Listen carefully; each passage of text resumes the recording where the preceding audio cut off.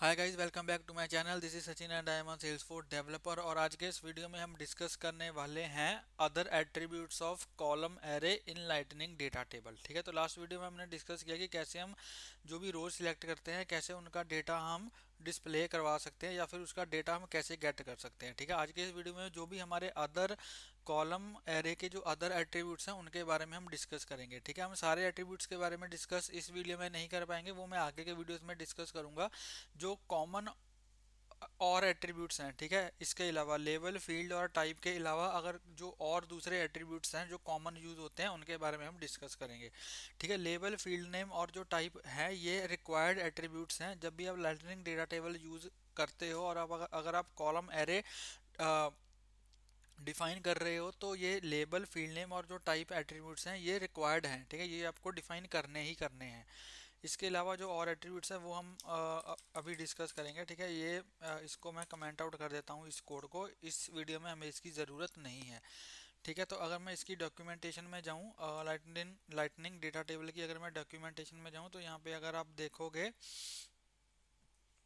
तो यहाँ पे हमारे पास ये एट्रीब्यूट्स हैं, वर्किंग विद कॉलम एट्रीब्यूट्स। ठीक है, तो ये इतने सारे एट्रीब्यूट्स हैं हमारे पास।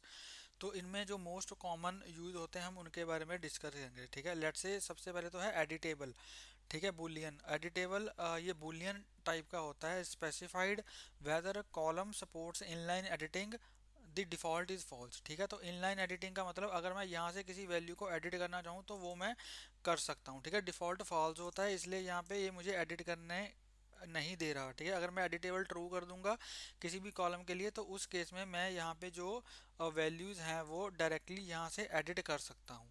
ठीक है, अगर मैं आपको दिखाना चाहूँ, इसको अब मैं क्लोज कर देता हूँ क्योंकि अब हमें डेटा डिस्प्ले नहीं करना है।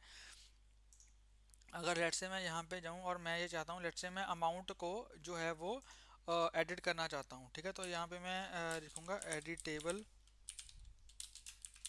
अगर मैं एडिटेबल इसको ट्रू सेट कर दूँ, ठीक है, एडिटेबल इसको ट्रू सेट कर दूँ और अगर इसको मैं डिप्लॉय करूँ, ठीक है, तो यहाँ पे मैंने इसको डिप्लॉय कर दिया। और अगर मैं अपने ऑर्ग में जाऊँ और यहाँ पे मुझे दोबारा से इंस्पेक्ट करना पड़ेगा क्योंकि मुझे जो है वो पेज को रिफ्रेश करवाना है। और अगर इसको मैं पेज को रिफ्रेश करूँ तो अब यहाँ पे जो अमाउंट फील्ड है, ठीक है, अमाउंट जो कॉलम है उसको यहाँ पे मैं एडिट एडिट कर सकता हूँ। ठीक है, अगर इसको मैं आपको दिखाऊं तो अब यहाँ पे अगर आप देखोगे तो यहाँ पे आप देखो, अब मुझे एडिट का आइकन यहाँ पे मिल रहा है। ठीक है, यहाँ पे आप देखोगे पेंसिल आइकन मुझे यहाँ पे मिल रहा है। जब मैं इसको फॉल्स, जब मैंने कुछ भी डिफाइन नहीं किया था क्योंकि डिफ़ॉल्ट फॉल्स होता है, तो यहाँ पे मुझे कोई भी एडिट का ऑप्शन नहीं मिल रहा था। तो यहाँ पे मैं जो वैल्यू है वो उसको यहाँ से डायरेक्टली एडिट कर सकता हूँ। अगर इसको मैं टू कर दूँ, ठीक है, और यहाँ पे अब मुझे सेव का ऑप्शन आ रहा है। अगर इसको मैं सेव कर दूंगा तो ये जो वैल्यू है वो डायरेक्टली यहाँ से जो है वो एडिट हो जाएगी और सेव हो जाएगी। ठीक है, तो अगर इसको मैं आ, ये थोड़ा टाइम ले रहा है।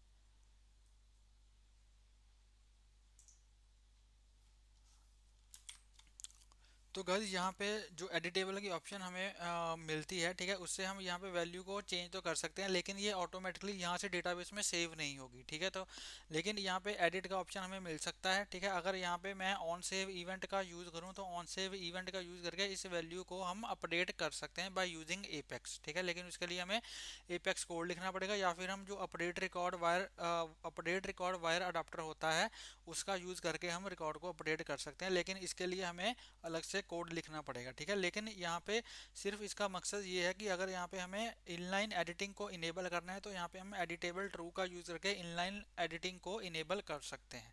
ठीक है, अगर आप इसको मेंशन नहीं करते तो बाय डिफ़ॉल्ट ये फॉल्स होती है, तो इनलाइन आप एडिट नहीं कर सकते। ठीक है, इसके बाद जो हमारा नेक्स्ट जो एट्रीब्यूट है, ठीक है, इसके बाद हमारा जो नेक्स्ट एट्रीब्यूट है दैट इज़, उसको हम देखते हैं कॉलम की जो विड्थ वगैरह होती है। ठीक है, उसको भी हम बाय डिफ़ॉल्ट सेट कर सकते हैं। यहाँ पे अगर आप देखोगे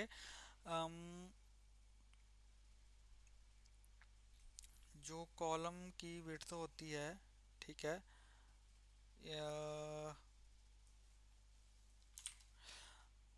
तो यहाँ पे अगर आप देखोगे तो मैक्स विड्थ नेम का एक एट्रीब्यूट होता है, जिससे हम क्या कर सकते हैं, specify the width of a column in pixel and make the column non resizable. ठीक है, तो अगर हम इसको यूज करते हैं, if both fix width and initial width values are provided, initial width is ignored.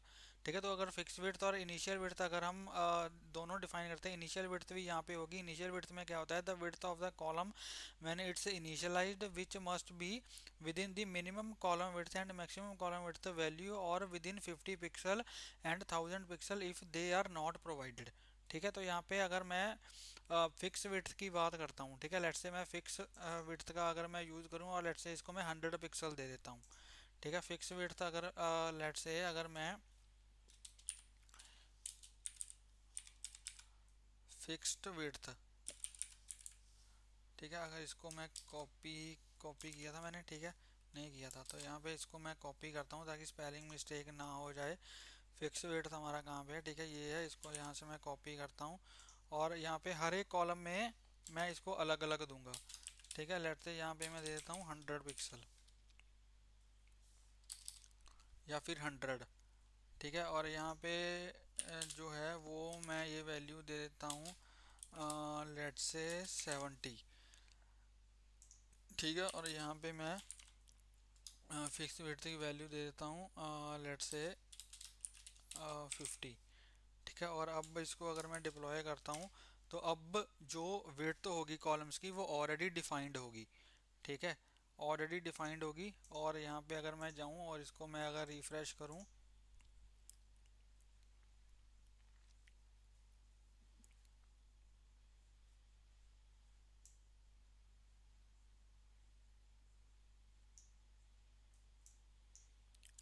ठीक है, और तो यहाँ पे अगर आप देखोगे तो विड्थ देखो ऑलरेडी डिफाइंड है। ठीक है, और हम जो कॉलम्स हैं उनको हम रीसाइज भी नहीं कर सकते, क्योंकि हमने जो विड्थ है इनकी ऑलरेडी डिफाइन कर दिया, हम इसको रीसाइज भी नहीं कर सकते, जैसे मैंने आपको पहले दिखाया था कि हम इसको रीसाइज कर सकते थे। ठीक है, तो फिक्स विड्थ से भी हम फिक्स विड्थ अगर मैं लेट से इसकी थोड़ी इंक्रीज कर देता हूँ, इसकी लेट से मैंने 400 कर दी, और इसकी मान लो लेट से मैं 200 कर देता हूँ, और इसकी मैं मान लो कर देता हूँ 250। ठीक है, तो इसको मैं दोबारा से डिप्लॉय करूँगा तो अब इनकी जो विड्थ है वो थोड़ी इंक्रीज हो जाएगी, लेकिन हम इसको फिक्स जो है वो खुद से मैनुअली चेंज नहीं कर पाएंगे, क्योंकि हमने फिक्स विड्थ जो एट्रीब्यूट है उसका यूज़ किया हुआ है। तो उसका यूज़ करके हम जो फिक्स एक विड्थ होगी सिर्फ उसको डिफाइन कर सकते हैं, उसको चेंज नहीं कर सकते, मैनुअली चेंज नहीं कर सकते। ठीक है, यहाँ पे यूआई से। तो यहाँ पे अगर मैं आपको दिखाऊं तो अब आप यहाँ पे देखोगे कि थोड़ी विड्थ जो है वो इंक्रीज हो चुकी है। ठीक है, लेकिन यहाँ से मैं इसको जो है वो मैनुअली चेंज नहीं कर सकता। ठीक है, उसके बाद हमारा जो नेक्स्ट एट्रीब्यूट है विच इज़ फील्ड नेम, मैंने आपको बताई दिया कि ये रिक्वायर्ड होता है। ठीक है, उसके बाद क्या होता है, hide label boolean specifies whether to hide the label of a column, the default is false। ठीक है, डिफॉल्ट फॉल्स होता है। For more information see displaying an icon instead of a custom label. ठीक है, ये हम आगे के वीडियोस में डिस्कस करेंगे। अगर लेकिन आप हाइड लेवल को अगर आप ट्रू कर देते हो तो जो ये कॉलम होता है, ठीक है, इसके ऊपर जो ये लेबल होता है ये नहीं दिखाई देगा। फॉर एग्जांपल अगर मैं फॉर एग्जांपल जो अपॉर्चुनिटी स्टेज है, ठीक है, अगर इसका जो एक काम करता हूँ मैं फिक्स विड्थ को यहाँ से हटा दे, चलो छोड़ो, फिक्स विड्थ को रहने देते हैं। ठीक है, अब लेट्स से अगर इसको मैं हाइड लेवल अगर मैं ट्रू कर दूं, ठीक है, हाइड लेवल ट्रू किसका किया मैंने, अपॉर्चुनिटी स्टेज का। तो यहाँ पे अगर इसको मैं डिप्लॉय करूँगा तो आप देखोगे कि टेबल के ऊपर जो मुझे लेबल दिखाई देगा अपॉर्चुनिटी स्टेज का, वो जो टेबल अभी दिखाई दे रहा है, जो लेबल अभी दिखाई दे रहा है वो मुझे यहाँ पे नहीं दिखाई देगा। ठीक है, अपॉर्चुनिटी स्टेज अभी मुझे दिखाई दे रहा है, लेकिन जैसे इसको मैं रिफ्रेश करूँगा ये मुझे नहीं दिखाई देना चाहिए। ठीक है, तो यहाँ पे इसको मैंने रिफ्रेश किया, अब देखते हैं कि ये हमें दिखाई देता है या नहीं दिखाई देता।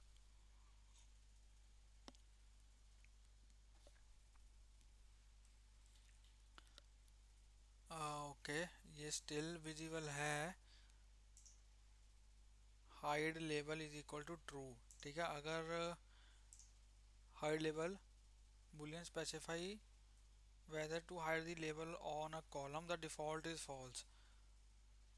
ओके, तो ये अब फिर दिखाई क्यों दे रहा है, हमने तो इसको डिसेबल कर दिया है, हाइड लेबल हमने ट्रू कर दिया है, फिर ये क्यों दिखाई दे रहा है, फिर ये नहीं दिखाई देना चाहिए। ठीक है, पता नहीं क्या इशू है इसमें, अभी भी ये दिखाई दे रहा है। ठीक है, पता नहीं क्यों दिखाई दे रहा है, बट ये दिखाई नहीं देना चाहिए क्योंकि हाइड लेवल हमने जो है वो ट्रू सेट किया है। Okay, know anyways, next attribute के बारे में डिस्कस करते हैं, विच इज़ सॉर्टेबल। ठीक है, बुलियन यहाँ पे आप देखोगे specify whether the column can be sortable, the default is false. अगर हम सॉर्टेबल को ट्रू कर देते हैं, ठीक है, फॉर एग्जांपल अगर मैं इसको ट्रू कर देता हूँ लेट्स से अपॉर्चुनिटी अमाउंट को, ठीक है, तो यहाँ पे अगर मैं लिखूँ सॉर्टेबल, इसको अगर मैं ट्रू सेट कर दूँ और इसको अगर मैं डिप्लॉय करूँ, तो जो अमाउंट वाला जो कॉलम है उसमें जो सॉर्टिंग है वो इनेबल हो जानी चाहिए। ठीक है, ये मेरा डिप्लॉय हो चुका है, जो है वो डिप्लॉय हो चुका है। अब अगर मैं दोबारा से यहाँ पे जाऊँगा और इसको रिफ्रेश करूँगा,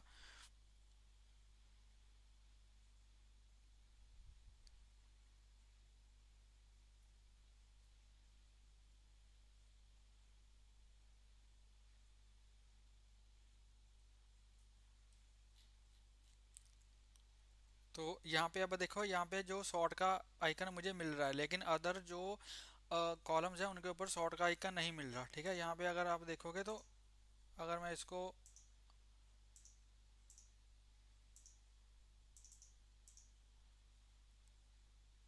क्लिक करूँ, आइकन यहाँ पे मिल रहा है लेकिन ये सॉर्टिंग कर नहीं रहा।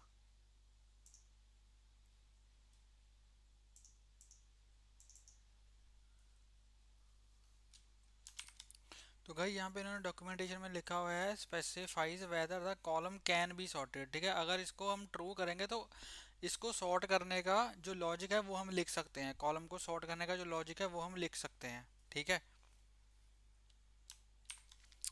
ठीक है गाइस, तो जिस भी कॉलम के लिए हम सॉर्टेबल इज इक्वल टू ट्रू यहाँ पे सेट करते हैं, उसके ऊपर यहाँ पे ऐसे सॉर्ट का आइकन हमें दिखने लग जाता है। ठीक है, अदरवाइज जो बाकी के कॉलम्स हैं उनके ऊपर सॉर्ट का आइकन नहीं आता। ठीक है, लेकिन ये जब मैं अगर इसके ऊपर क्लिक करूंगा तो ये बाय डिफ़ॉल्ट इसको खुद ब खुद सॉर्ट नहीं करेगा, सॉर्टिंग का जो लॉजिक है वो हमें लिखना पड़ेगा। ठीक है, वो हम आगे के वीडियोस में चल के सारा डिस्कस करेंगे कि कैसे हम सॉर्टिंग का लॉजिक लिख सकते हैं। ठीक है, लेकिन जो इसके एट्रीब्यूट्स हैं वो सिर्फ ये डिफाइन करते हैं कि ये सॉर्टिंग हम इनेबल कर सकते हैं जब हम एट्रीब्यूट को डिफाइन करते हैं।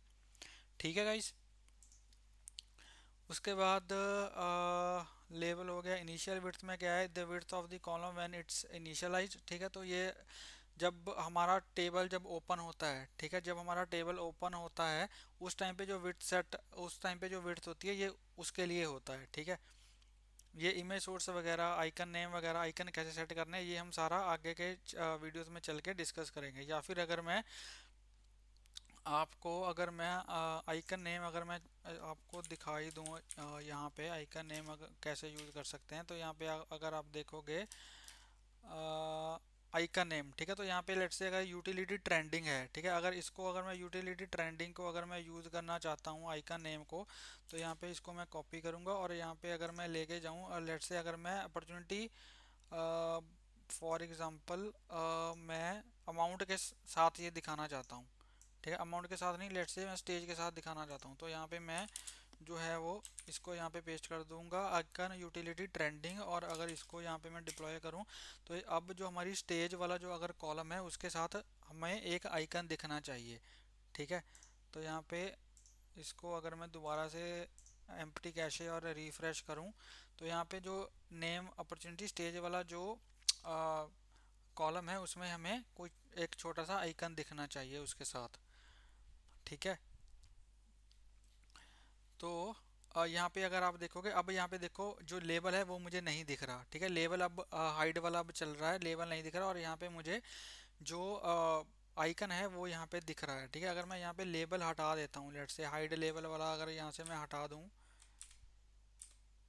ठीक है, हाइड लेबल हटा के अगर इसको मैं डिप्लॉय करूँ तो अब मुझे लेबल भी दिखेगा, उसके साथ मुझे आइकन भी दिखेगा। ठीक है, उसके साथ मुझे यहाँ पे आइकन भी दिख जाएगा। तो अब अगर मैं इसको करूँ रिफ्रेश, तो यहाँ पे हमें आइकन भी यहाँ पे दिख जाना चाहिए, सॉरी लेबल भी दिखना चाहिए विद आइकन। ठीक है, अब लेट से मैं करेंसी, मुझे क्योंकि थोड़ी सी चुल मच रही है, ठीक है, तो इसलिए यहाँ पे मैं अमाउंट वाले कॉलम के साथ भी यहाँ पे एक करेंसी का आइकन जो है वो दिखाना चाहता हूँ। ठीक है, तो यहाँ पे अब देखो इसके साथ हमें आइकन भी मिल रहा है। ठीक है, तो यहाँ पे अगर मैं यूटिलिटी आइकन यहाँ पे सर्च करूँ, ठीक है, utility icons in utility icons in L W C, ठीक है, utility icons in L W C. और अगर इसको यहाँ पे मैं ओपन करूं और यहाँ पे अगर मैं डॉलर का या करेंसी का साइन लगाना चाहूँ तो वो मैं मुझे देखना पड़ेगा कि कैसे हम लगा सकते हैं। ठीक है,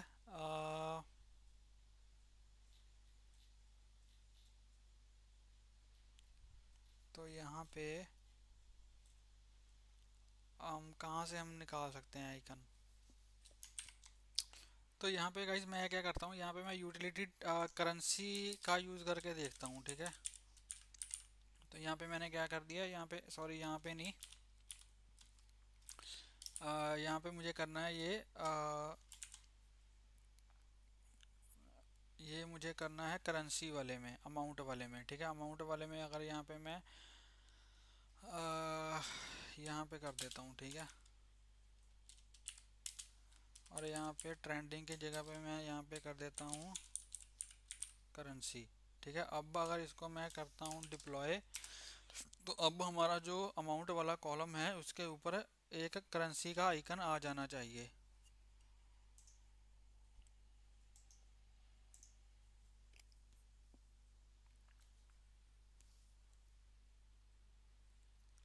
ठीक है, इसको हम करते हैं रिफ्रेश।